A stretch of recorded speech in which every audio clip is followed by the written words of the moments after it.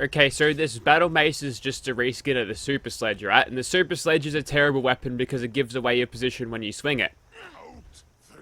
Haha. Okay.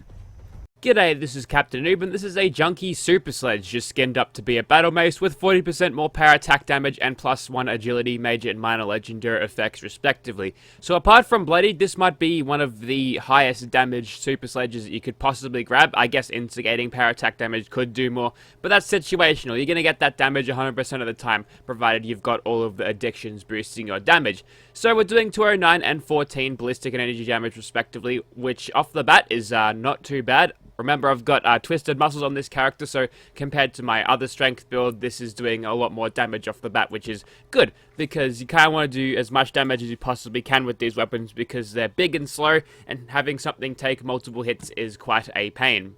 Quite literally, because they'll shoot you and stab you and bite you when you're winding up for your next swing, I suppose. But we'll chuck all of the 3 slugger perks on because it is a 2-handed melee weapon, and we'll chuck on Bloody Mess as well. Not much else in luck that'll actually help me. I don't intend to use this thing in VATS a little bit. I guess I could put better criticals on just an off chance that I do use it, but I don't think I'll be using it all that much. No Nerd Rage because I'm going to be running this at full health. And I guess Adamantium Skeleton is kind of useless too because I'm going to be in power armor. Why? Because this thing gives away your position as you saw when I swing it, so stealth is going to be a fool's errand to do. So now we're doing 348 and 22, which is pretty good. What I'm going to do now is just chuck on a bunch of buffs that don't actually reduce my strength. So that would be Calmex, Daddio. Whoops, one too many of those. Some pingers. There we go. Mentats, I've got these over here. And I'm pretty sure Medics doesn't reduce your strength. Let me just check that. Yep, none of those reduce strength because every point of strength that you do penalize yourself with is 5% damage loss. So now we're doing 522 and 34 ballistic and energy damage respectively, which is going to be pretty huge when we get a power attack going with this thing. So I'll hop in my power armor suit and I'll see you where I usually start. Okay, so here we are at the Tomb of the Ancients. That's a pretty esoteric Rayman 2 reference, and here's what we look like. Obviously, you hold 2-handed weapons in one hand in power armor, which they're still 2-handed weapons, so don't let that confuse you. You've got calibrated legs because you can't use the backpacks in power armor, so you kind of need those, otherwise you'll be over capacity all the time. Hydraulic arms increase my unarmed damage. If anything, I could get the ones that would make my power attacks drain less AP. That would be useful for me. I've also got a protocol of the emergency variety on my torso and just a basic helmet. It's all got Nuka Shine paint, which I feel like is makes sense for this character, at least being a brawler. But anyways, we'll send it. And my power armor has actually made my damage go down slightly. It's okay though because I was meaning to do a full health build anyway, so all of that will probably be. Like, all of the unyielding bonuses that I'll get probably will be negligible. And since I'm so tanky in power armor, well, it makes it pretty easy. You might be wondering why I don't have anything like dodgy on. And basically that is because my plan here is to run up and power attack everything, including dogs that are slightly out of my field of vision. But when I'm doing that, you see, it's taking up AP, which I could have reduced with the right power armor parts, but you know what, this is fine. I'm okay with this. But whilst they're shooting at me, even with the automatic rifles, I don't think the aerodynamic, that's what it is for regular things, regular armor, is going to help me because my power armor and my AP bar will be basically drained as soon as I get to them, so I can't power attack. Now we're doing 832 damage, full adrenaline. Plus 15 strength from hydraulic braces. Yeah, no, that's not right. That's a typo, Bethesda. Okay, we'll slow down a bit coming along here. I did remove Adamantium Skeleton though, so that's good. We don't need it in power armor because our limbs can't possibly be broken. We can still get staggered every now and then, but it's not going to be a problem. We can keep nice and mobile. Oh my god, the melee controls in this game is so good. The fact that you can actually move freely while swinging your weapon is so good because back in Fallout 4 it used to lock you in place when you go for a swing, which, you know, it worked for the third-person animations. I guess for the AI doing it, but no good for the player. It's so much better in this game. They actually did that really well. But anyways, we've got a decent amount of adrenal reaction, and we're seeing the same damage before. They haven't knocked me down to the next threshold. Okay, here we go. There's going to be super mutants around here, I know it. I'm in a private server, of course there is going to be. Anyways, I want to talk about the weird design choices to have a weapon that'll get you detected all the time for a Grognak build. Obviously, if you're going to go full endurance, or full 15 endurance and strength to get a really tanky melee build, you could probably get away with it. But for those of you who want more agility in your builds, which is, you know, better for damage output anyway, you're going to get shot quite a lot whilst attempting to use this particular weapon because you can't use stealth with it. And obviously, as a barbarian, you might want to roleplay. I don't do stealth, I just charge in with my mace and crush everything, but still, I like damage output better than role-playing nonsense. All I'll do is I'll turn on the light because the power armor light is nice and bright here. I'd like to blind my enemies with the strength of a Battlefield 3 tactical light. And I'm talking about pre-patch here. So they're dazed and then they're disoriented and they can't shoot me right. Except for that guy with a missile launcher, which does nothing because I've got Fireproof rank 3 now. See, I pulled a couple of points out of Adamantium Skeleton, and I got Fireproof rank 3 and it was Life Giver, I think. So that's good for tankiness. And now I'm being shredded by a bunch of dudes with automatic rifles. Definitely wouldn't have been able to survive that without power armor. Which is odd because the package that you get this in, the little bundle that you get the little outfit in, it's not power armor. You'll be the same squishy non-powered armor soldier or character whilst using it. So I don't know. Maybe they should have made it a pole hook, which doesn't give away your position. Because I don't know. You got spikes along the side of the pole hook. They're not. I mean, they're kind of not the same, but it's closer to a pole hook than a super sledge. I think it's kind of weird how they did that. Maybe they've got some analytics and they figured out that many people actually use the super sledge rather than the pole hook. I'm not really sure whether people actually know how superior the pole hook actually is compared to the super sledge. These super mutants don't, so they're getting bonked on the head pretty easily.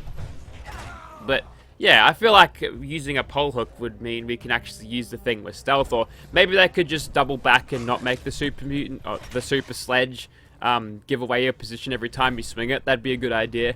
Okay, so now we're doing 9, 16, and 62. So not quite over 1,000 damage, but at least we don't have any buffs or nerfs or debuffs in strength to pull the damage down. Well, that's full adrenaline too. Let's move on to the tools.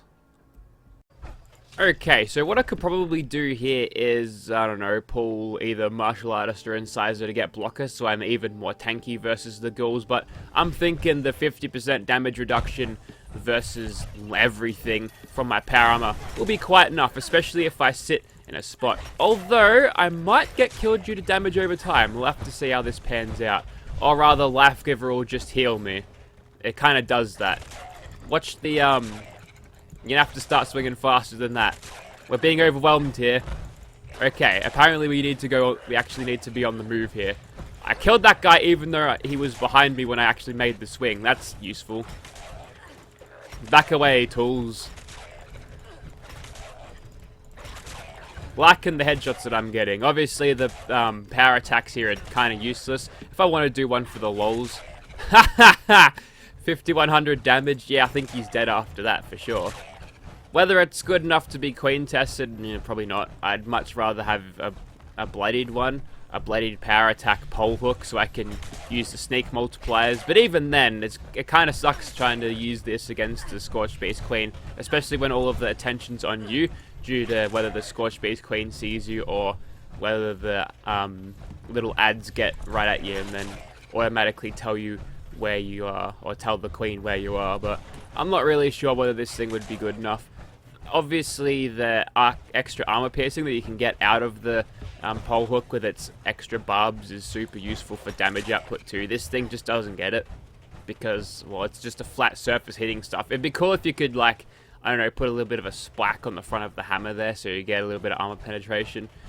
Or rather, maybe more damage because all of the weight is going to that single point rather than the blunt stuff. I mean, I can't show you on this one, but I've got this one, so, you know, you put a couple of spikes on the front of the hammer bit there. I reckon that'd make it do more damage, or at least give it a little bit of armor penetration, because all of that force going into that specific point, that's going to punch through everything. I guess you could kind of get away with thinking that it might work with this because it's a mace, but whatever.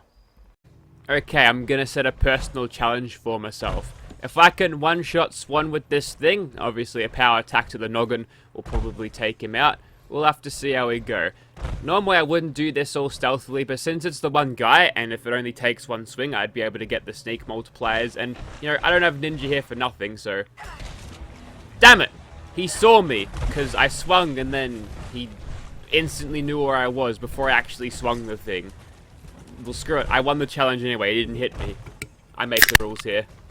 Okay, this is the part where I die because some Mylurk King's gonna nick me and then I'm gonna get super deadly turbo ultra poison to kill me. But if I can quickly kill them before they hit me... He's segueing. That means his animations aren't working. Perfect. Ha! Okay, that's one of the major hurdles down. There's always the second king though. No, hang on. That's not the quote. There's always a bigger fish. There we go. I think the bigger fish in this case is the Mylurk Queen, though. Power attack. No, I'm not dying, sorry. I've got a stim pack. I'm going to use it this time. Ha! He hit me twice because he staggered me. That's another problem that I always complain about. Hello, Mylurk Queen. Thank you. There's the bigger fish. Take this. And this. I don't know where I hit her, but she's dead, and that's all that matters. Okay, so I'm thinking with this thing, if I actually have Nerd Rage on and are under 20% health, I feel like I could easily nail 1,000 damage just with its base. So we'll try and get that. I don't think these dogs are going to put up much of a fight though. If they do stun lock me though, they'll get a couple of easy bites, but they don't seem to be the most competent of enemies here. Let's just quickly wrap this up so we can actually fight something that is at least a little bit challenging.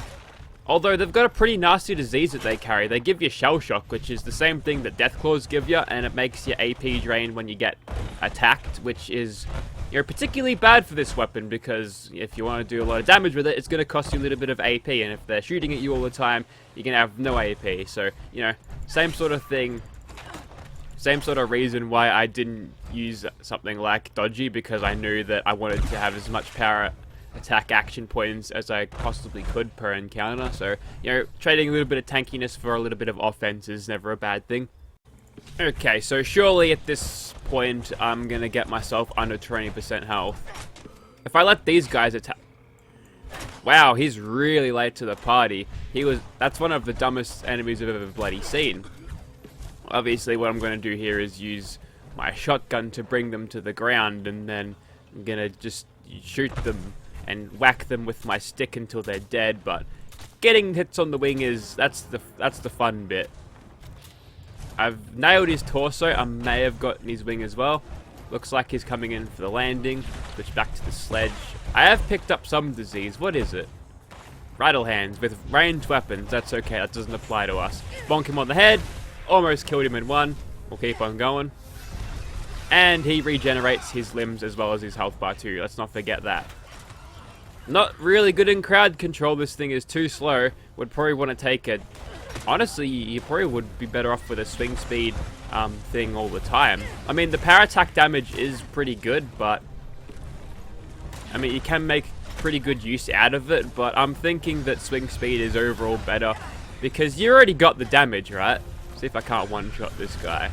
Wait for him to finish off his dance. Just let me get a headshot, please. Suspiciously hard to hit the Scorch Beast heads today. I kind of think we're done though. I'm going to peek that damage whilst we're here. I saw 15. Ooh. I think...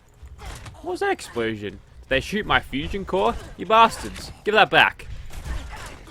Let me find it. Yeah! Like I said, we're getting over 1,000 damage with full adrenaline.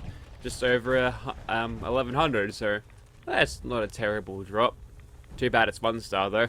Anyways, I think you get the point of this thing. It's not the best melee weapon I've ever used, but using it with a specific build and loadout to cover its weaknesses and boost its damage, obviously not doing any chems that reduce your strength will increase your damage with any melee weapon significantly. And remember, that was Day Tripper, Daddio, Calmex, Med-X and Mentats. That's the 5 that you need. You can only do 5 as well, so, you know, if you are going to ever use a Junkie's melee weapon, although you might lose a bit of agility, which is a pain in the ass because action points and maybe endurance for tankiness, you can always rely on power armor to give you what you've lost, I suppose. So, you know, if you'd like to see this thing in your game, honestly, I'm not too attached to it. I'm pretty sure I could probably get rid of this thing. Like, it's inferior to Bloodied, so why would I even use this ever? Thank you for watching, guys.